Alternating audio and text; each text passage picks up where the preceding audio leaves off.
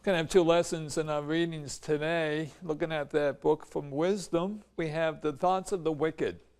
They see a just man. They say, look at him, he's kind of coming against how we're living. He's challenging the way we live. He's exposing our wickedness. So they find him to be obnoxious. They say, let's test him. He's not going according to our way of life. And so they feel uncomfortable about the example and the way he's living. So they say, let's kind of come against him, even let's put him to death. He says that God is his father, let God save him. So we have the thoughts of the wicked, and so we have the just man now going to be under basically suffering by the wicked. This kind of brings to mind again, the good example is Jesus, that he came and he was basically the preacher, the teacher, the healer, teaching the ways of the Lord. And we find him basically coming against the wickedness of the Pharisees, religious leaders, people that were living in sin. Instead of changing their lives, they came against the Lord. He was making their lives uncomfortable. So instead of saying, what is he saying? Does it apply to me? Can I make changes? No. They came out and became aggressive towards the Lord.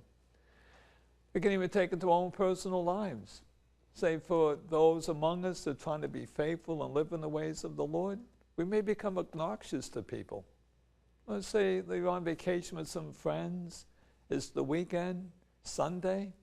You get up and say, I'm going to go to Mass. Sunday I want to go to Mass. And maybe your friends say, hey, it's the weekend. You're on vacation. You don't have to worry about going to church. Just, let's have a fun time. Well, you might be challenging them. They may make them feel uncomfortable. Or say you're in a group of people at work, family, they start talking negative, gossiping about somebody. And you say, I really don't want to get involved with this. And they say, what's wrong with you? And they may come against you. You may make them uncomfortable saying, you really shouldn't be acting this way. We shouldn't be talking about this person. Or say you want to give some of your time, talent, and treasure. And people in your own family may say, what are you doing that for? You might make them uncomfortable, challenging them as to how they're living their lives. So again, to be a Christian, to live the Christian way of life, not intending to, but we can become truly kind of irritant to other people because we may be challenging them by the way we live, exposing their wickedness and the way they should be turning their lives around.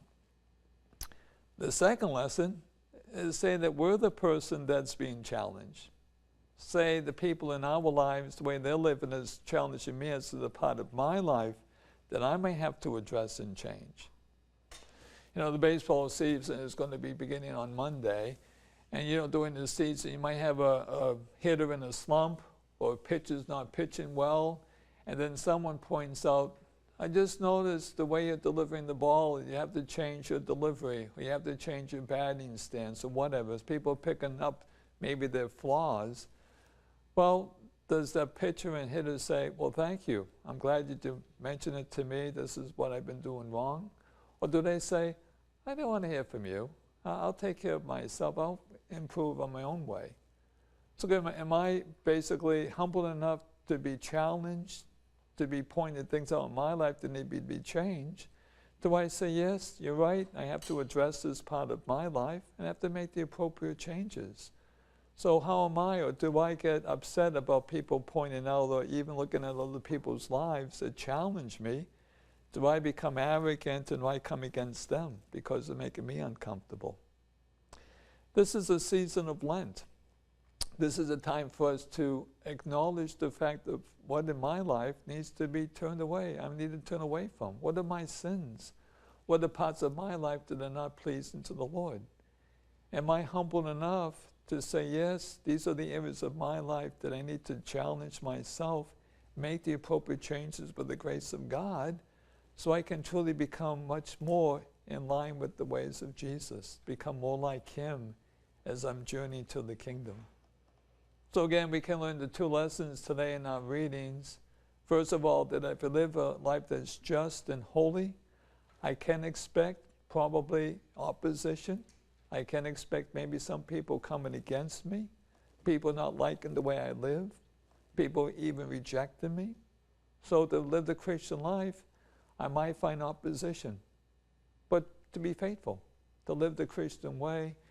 And also, if I find that I look at other people either by the way they live or what they say, that challenges me to look at my life to make any appropriate changes. May I be humble enough to say yes, and even thankful that truly you are that witness to me that helps me to grow in my relationship with the Lord. So may this be a time as we're truly coming closely to the celebration of the great feast of Easter, that we truly make the appropriate changes and preparation to celebrate that risen life of the Lord and sharing his victory over the powers of sin and death as we continue this journey to the kingdom. God bless you.